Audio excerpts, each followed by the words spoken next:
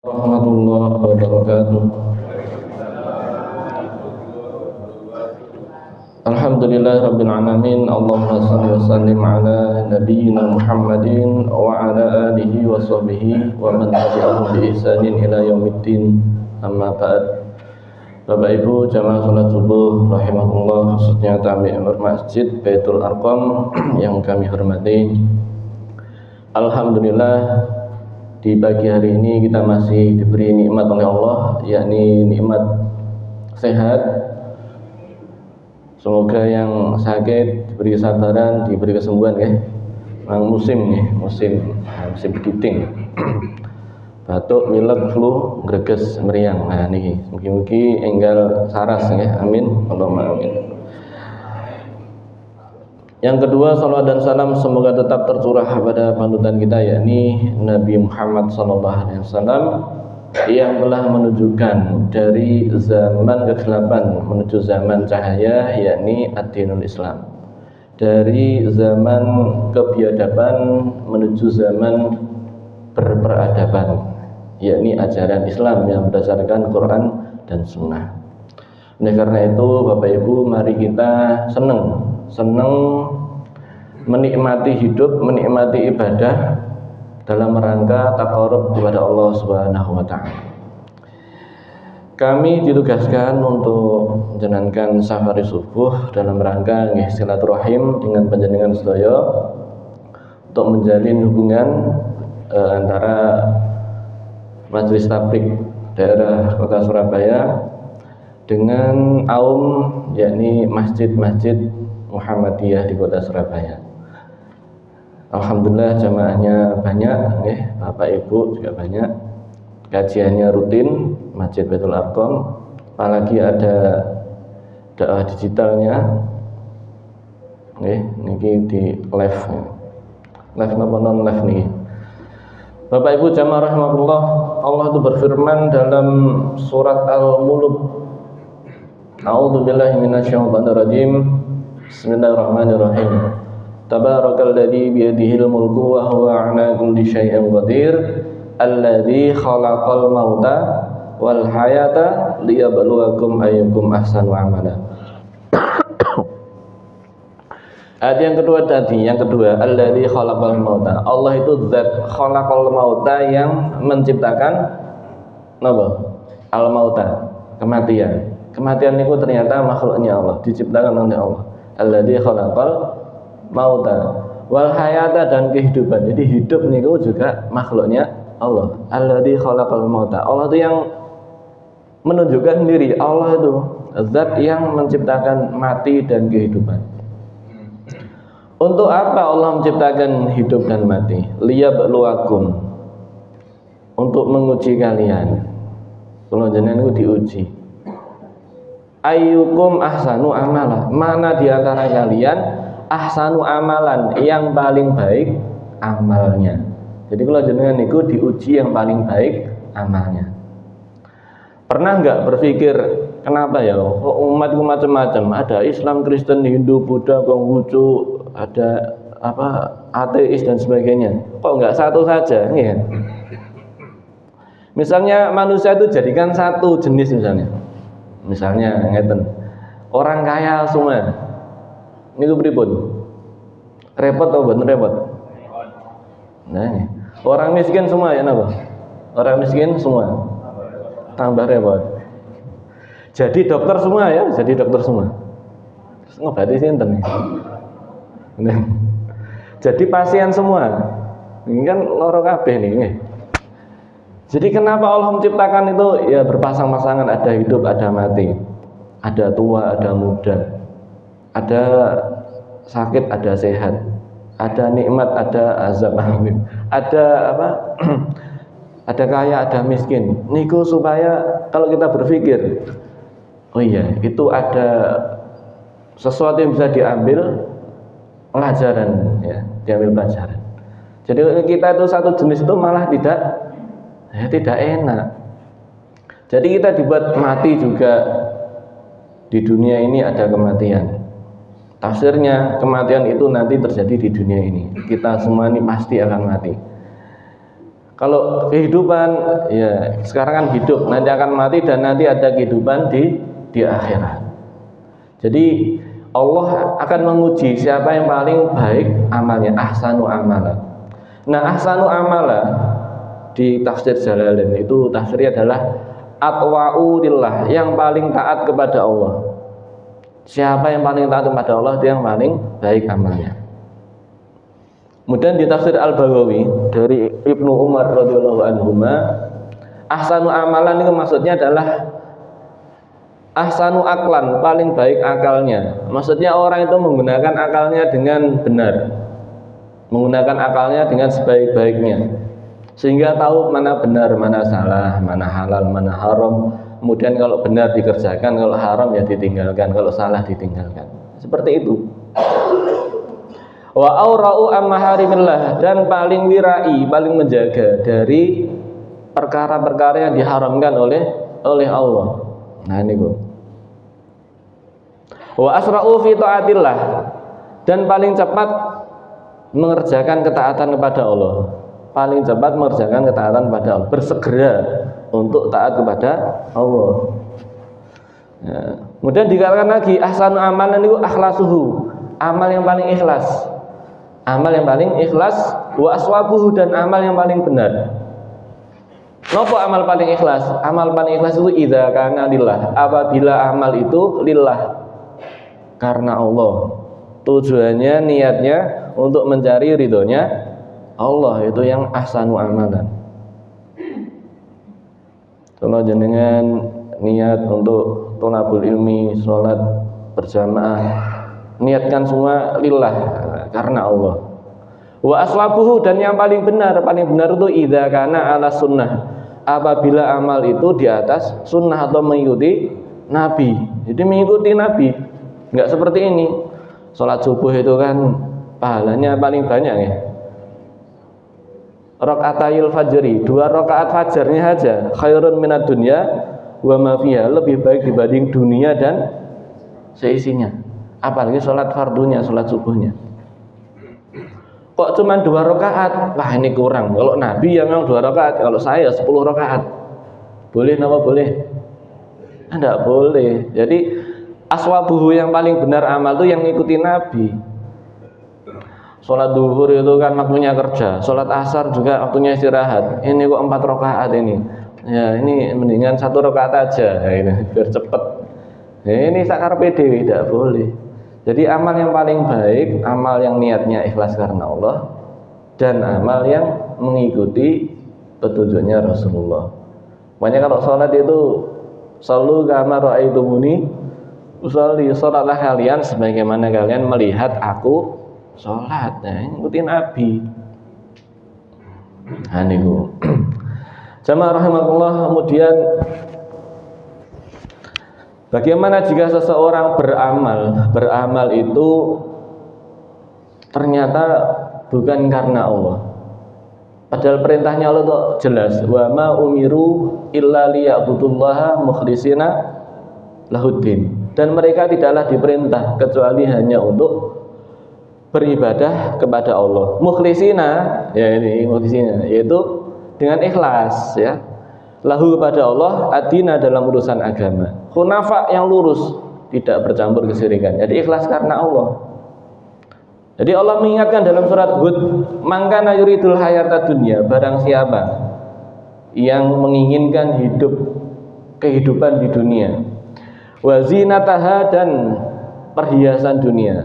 Moga yang bawa Quran boleh bisa dibuka surat Hud ayat 15, ayat 15-16. Mangkana yuridul hayata dunya, barang siapa yang menginginkan kehidupan dunia, wa zinataha, dan perhiasannya, nuwafi ilaihim. Nuwafi itu fi'il mudhari' yang jazm, jawabnya man, syarat. Pasti aku penuhi, ilaihim, kepada mereka. Allah penuhi semuanya. Di mana Allah memenuhinya? A'malahum, balasan amal mereka itu dipenuhi oleh Allah fiha, di dunia. Jadi di dunia itu dikasih. Orang pergi ke Surabaya, itu niatnya pengen kuliah, kira-kira bisa kuliah enggak? Bisa. Pengen kerja, bisa kerja, betul? Bisa. Orang ke Surabaya pengen, mohon maaf nih, pengen mencuri sepeda motor, bisa nggak? Bisa. Dikasih sama Allah. Nuwafi ilaihim a'malahum. Fiha, di dunia dikasih sama Allah. Wahum fiha la yubkhasun, dan mereka di dunia itu la yubkhasun, tidak dikurangi. Ya dikasih. Ada orang ngasih sumbangan sembako atau uang yang paling banyak sumbangannya. Dia pengen jadi kepala apa gitu ya, kepala negara atau kepala desa atau kepala apa. Bisa nggak orang seperti itu jadi? Oh bisa. Nuwafi ilaihim, tidak dikurangi sama Allah. Wahum fiha la yubkhasun, mereka di dunia tidak dikurangi.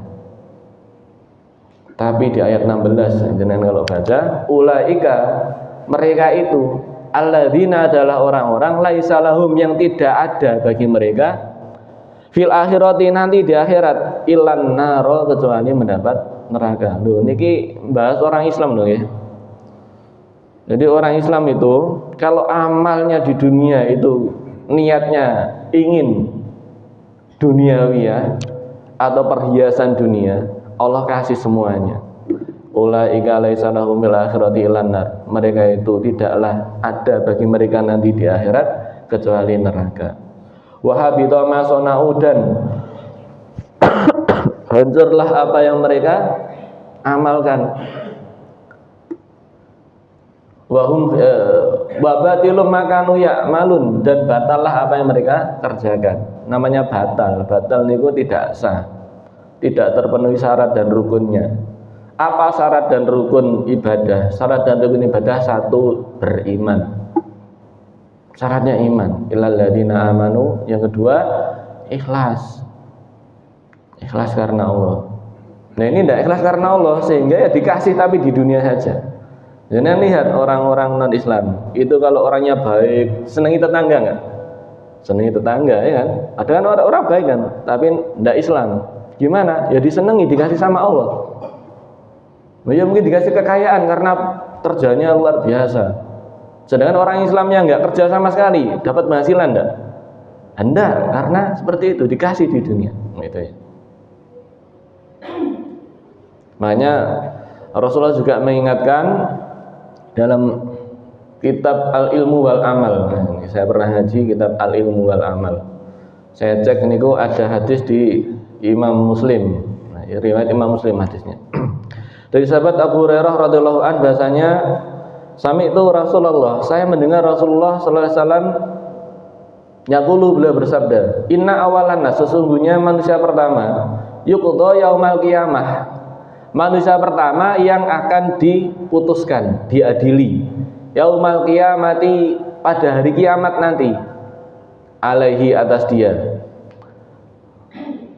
rajulun, yang pertama adalah seorang laki-laki. Ibu-ibu bebas nih. Yang pertama adalah rajulun ustushida, yang mati syahid, laki-laki yang mati syahid. Kira-kira orang Islam, Kristen, Hindu, Buddha, Konghucu? Islam. Laki-laki yang mati syahid nanti diadili sama Allah di hari kiamat.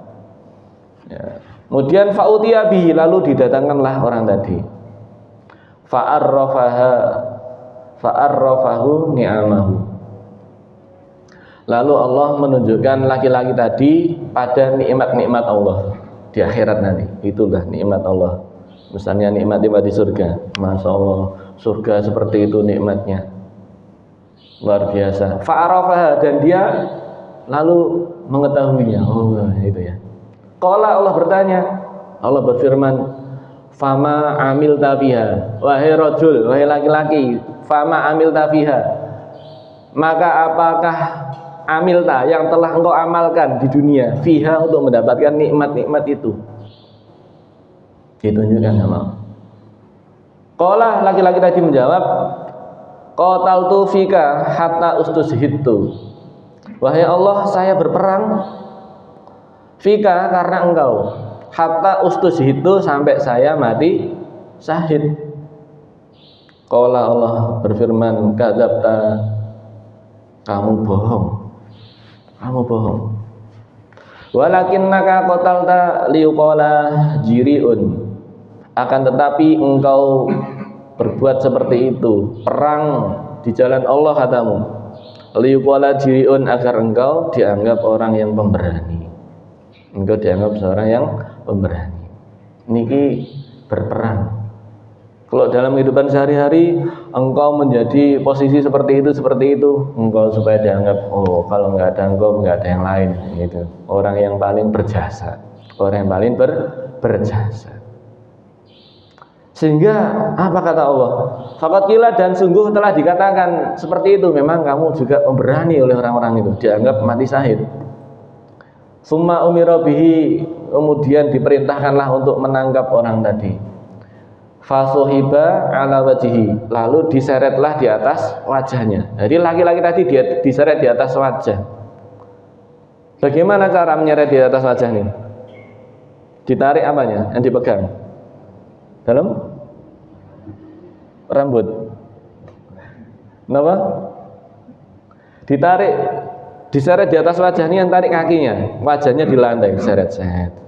Kata ulqiya finar, sampai dilempar ke dalam neraka. Loh, niki mati syahid masuk neraka.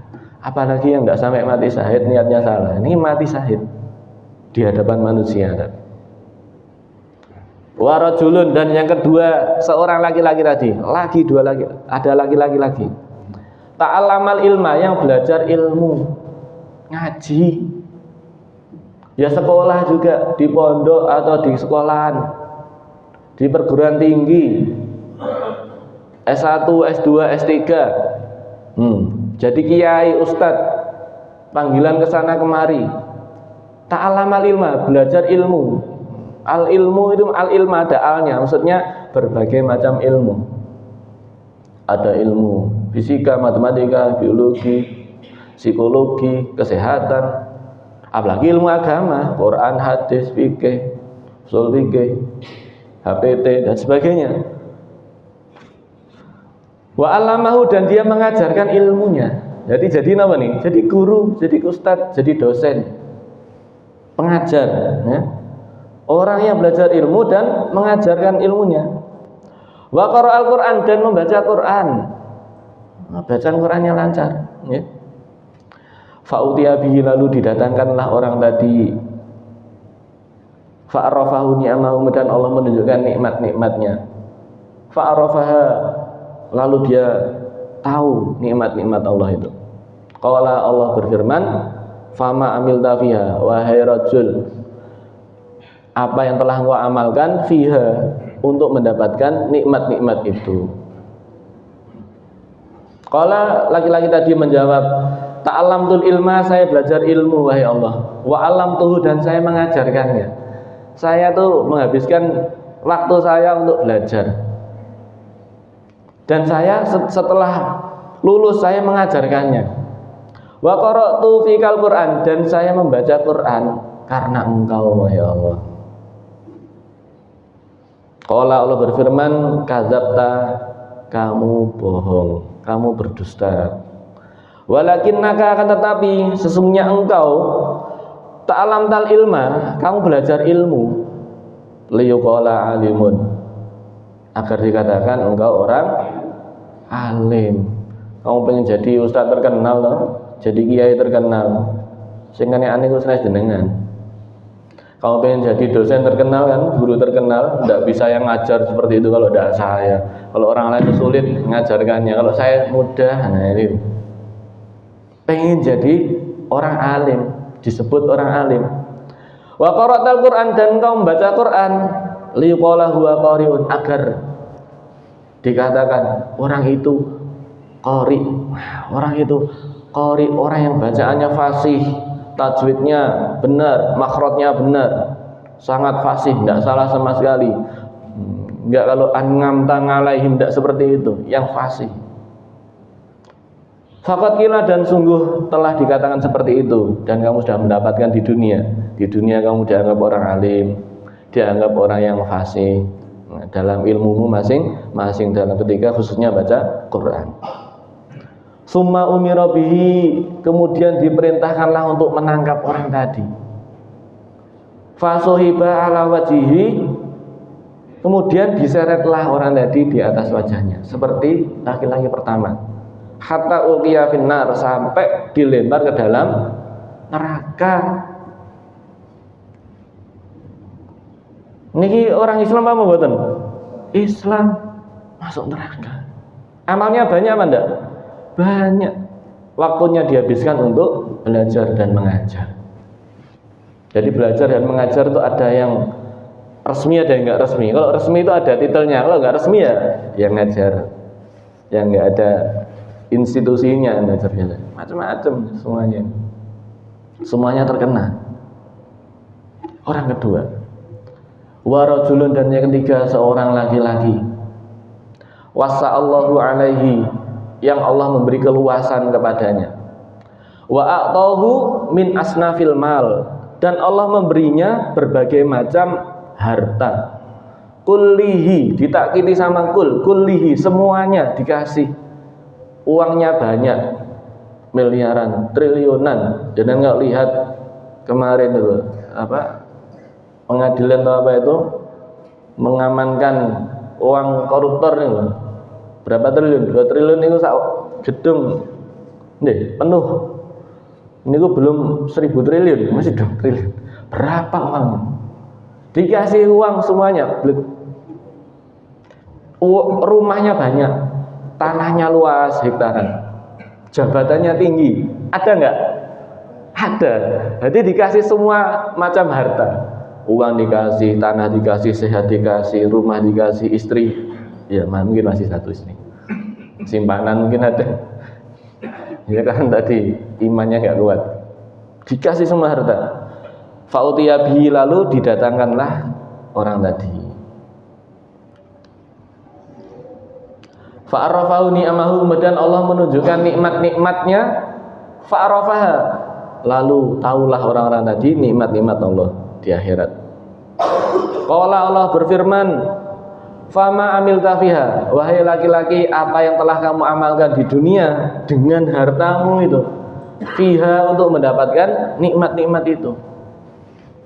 Qala, lelaki tadi menjawab, ma taraktu, wahai Allah, tidaklah saya meninggalkan, min sabilin, dari satu jalan, tuhibbu, yang engkau mencintai, ayun fiha, agar diinfakkan di jalan itu, illa anfaqtu fiha, kecuali aku berinfak di dalamnya, laka, karena engkau. Ini butuh tanah untuk masjid, saya beli. Ini masjidnya butuh pembangunan, saya bangun. Ini pesantren butuh dana, saya kasih. Ini butuh dana untuk fakir miskin, anak terlantar, anak yatim, saya menyumbang. Ini untuk Palestina, saya kasih. Ini untuk sekolahan, untuk rumah sakit, saya kasih. Laka, untukmu wahai Allah, kasih semua. Qala, Allah berfirman, kadzabta, kamu dusta, kamu bohong. Walakinnaka fa'alta liyuqala huwa jawadun, akan tetapi engkau mengerjakan itu semuanya, liyuqala huwa jawadun, agar dikatakan, oh orang itu jawad, loman, dermawan, sangat dermawan. Faqila, dan sungguh telah dikatakan seperti itu, kamu memang sudah mendapatkan gelar dermawan di dunia. Summa umira bihi, kemudian diperintahkan untuk menangkapnya. Fasuhiba ala wajhi, sama, maka diseret di atas wajahnya. Hatta ulqiya finnar, sampai dilempar ke dalam neraka. Rawahu Muslim. Jadi 3 orang ini contoh orang yang diberi nikmat yang besar oleh Allah, menghabiskan hidupnya, bahkan mengorbankan hartanya, jiwanya, waktunya, badannya, yang menurut dia adalah untuk Allah, tapi ternyata niatnya salah. Maka kita kalau jenengan niku amalin apa sih dibanding yang tadi, amalnya apa sih saya jenengan niku? Maka jangan sampai salah dalam niat. Innamal a'malu Biniat. Sesungguhnya sahnya amal biniat itu harus dengan niat. Jenengan berbuat itu harus ada niatnya. Jenengan membasuh mandi ya mandi biasa, tapi kalau niatnya untuk mandi junub ya sudah sah. Tapi kalau tidak niat mandi junub sah nggak? Tidak sah. Jadi harus ada niat. Wa inna likulli imri'in, dan sesungguhnya bagi setiap jiwa ma nawa, tergantung apa yang dia niatkan. Jadi orang itu akan dibalas tergantung niatnya itu apa. Dikasih sama Allah. Kalau niatnya dunia dikasih, niatnya akhirat dikasih sama Allah. Barangkali ada pertanyaan nih sebelum saya lanjut. Nggih, monggo. Orangnya itu karena Allah dan karena orang lain. Nggih. Karena pertama Allah, sebenarnya juga ingin dipuji oleh manusia, dan contoh enteng kita belajar Al-Quran, membaca. Nggih. Mau dilombakan bukan dapat kepala itu. Dapat Piala ini. apa itu juga Bagaimana niatnya kalau dua? Niat ya karena Allah, niat ya karena selain Allah. Bagaimana seperti itu? Niat baca Quran supaya ikhlas karena Allah, tapi juga ya agar dapat MTQ. Maka kalau saya menimbang, pasti salah satu di antara dua niku ada yang lebih kuat, ada yang lebih ringan niatnya, ya. Ada yang lebih utama, ada yang nomor dua. Yang lebih utama yang mana ini? Yang lebih utama yang mana? Kalau yang lebih utama semangatnya adalah supaya dapat piala, hadiahnya umroh dan haji. Tapi habis setelah menang itu nggak pernah mengamalkan Qurannya. Iya kan ini nggak pernah mengamal Qurannya. Untuk apa Qurannya? Yang penting sudah dapat umroh dan haji, yang penting sudah dapat beasiswa itu misalnya kalau tahfidz Quran. Berarti kan bukan karena Allah. Tapi kalau karena Allah, dapat apa nggak dapat lanjut. Dapat atau tidak dapat tetap lanjut. Nih. Ngoten nggih Pak ya. Monggo Mas tadi menanya.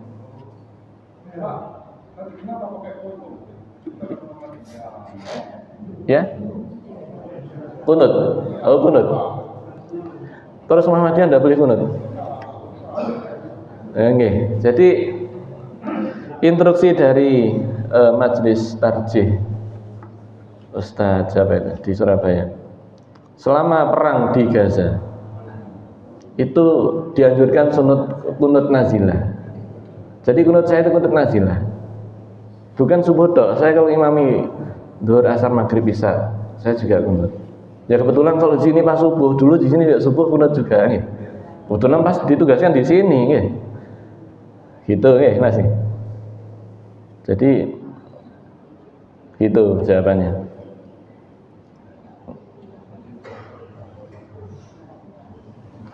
Monggo yang lain. Nggih, Pak. Kita insyaallah yang melaksanakan kebaikan atau amal di dunia ini, kita semua melaksanakan dengan Allah juga. Kalau tidak kita melaksanakan itu, hati itu rasanya itu mesti ada godaan rasanya. Allah itu rasanya itu niat-niat syiriknya itu sebetulnya tidak ada itu ya, tapi kita tuh selalu berdoa seperti itu ya, mohon pada Allah seperti itu. Kita niat karena Allah, tapi godaan itu ada dalam hati, itu niatin mesti ada gangguan. Mungkin ada doa-doa apa ya Allah, ya Ustaz, ya itu agar kita itu tujuan itu betul gitu ya, agar niat-niat itu betul-betul karena Allah dan hati ini betul-betul niat itu. Mungkin ada doa itu yang bisa kita atau yang lain gitu. Sampun kita ikhlas itu sulit kan ya. Jadi Bapak Ibu ikhlas, sabar itu semuanya butuh latihan. Jenengan mau bergerak ke masjid, itu apa moro-moro langsung mau ke masjid atau dari kecil sudah dididik orang tua melalui ngaji dan sebagainya? Dibiasakan kan? Karena pendidikan dari orang tua, pendidikan di lingkungan, di sekolah, sehingga ikhlas dan sabar itu butuh latihan ikhlas. Makanya ketika kita ngaji, kita bergaul, maka kita cari teman. Caranya cari teman yang soleh, ya, cari teman yang soleh. Wong kang soleh kumpulono. Jadi orang yang soleh itu kita kenapa? Kalau kita bergaul dengan orang soleh, sering mengikuti majelis taklim, kita sering diingatkan. Oh ya, saya kemarin amal saya kok salah niat. Bagaimana ini? Saya sudah terlalu semangat. Berarti tidak usah beramal saja. Tidak. Amalnya tetap, niatnya diganti. Niatnya diganti ketika ingat. Siapa sih yang dijamin niatnya itu bagus semua? Tidak. Jadi ini kena semua, kula jenengan saya kena, apalagi yang ngomong kena nih, kena semua. Jadi kalau perbuatannya sudah baik, terus niatnya salah, segera diganti niatnya, jangan perbuatannya berhenti, terus niatnya diganti. Wa'ad bi'is sayyi'atal hasanah, dan ikutilah perbuatan buruk dengan perbuatan baik. Niat buruk diganti dengan niat yang baik karena Allah. Tamhuha, maka niat yang baik, perbuatan yang baik setelah keburukan itu, tamhuha, akan menghapus kesalahan sebelumnya. Dan salah dihapus sama Allah. Saya itu terlalu semangat kalau jamaah sehingga seperti ini. Oh, karena Allah ya sudah. Orang kalau sudah karena Allah, sudah tidak melihat yang lain. Entah orang itu mengatakan ini apa, aliran apa. Yang penting saya jamaah di masjid karena nggih. Nggih Bu, monggo. Pripun Bu? Oh, mboten. Oh, wahing masalah. Saya kira ya, seperti itu Pak nggih. Jadi caranya niatnya diganti dengan yang baik ketika ingat. Makanya ingat itu ada temannya, saling mengingatkan. Orang beriman itu saling mengingatkan. Biasa adalah saat itu kalau sudah niat betul gitu. Tapi rasanya itu kok masih ada. Rasa itu masih, ya mungkin ya mau bantuan setan itu ada seperti itu, mungkin ada amalan, ada doa itu kita akan niat kita itu betul-betul seperti itu. Kalau doa khususnya saya kok belum tahu ya, doa khusus supaya niatnya ikhlas terus. Jadi setan itu akan senantiasa mengganggu. Yuwaswisu fi sudurin nas minal jinnati, ya dari jin ya dari manusia. Makanya pas sholat saja, jenengan itu kadang perutnya itu dibuat mules, kayak keluar sesuatu nih, keluar angin, padahal boten. Atau kayak keluar niku pipisnya keluar cerit ngoten. Nanti boten. Itu godaan setan, biasa direken. Kecuali kalau memang ada suaranya. Iya kan? Kecuali memang ada baunya, jenengan kenal baunya, berarti itu memang benar-benar. Tapi kalau enggak, teruskan. Al yakinu la yuzalu bisaki. Keyakinan itu di kaidah fikih tidak bisa dihilangkan dengan keraguan. Bahkan sholat ngimamin kadang rakaat ini bacanya bener enggak? Nah, ini 2 rakaat apa 3 rakaat ini. Nah seperti itu, setan tuh ganggu. Selama enggak ada masalah, lanjutkan. Jadi keyakinan tidak bisa dihilangkan dengan keraguan. Jadi was-was itu dari setan. Dia senantiasa ta'awud. Misalnya pagi hari, sore hari, habis subuh sama asar atau maghrib baca doa. A'udzu bikalimatillahi tammah min syarri ma khalaq. Bismillahirrahmanirrahim. La yadurru ma ismihi syai'un fil ardi wa la fis sama'i wa sami'un alim.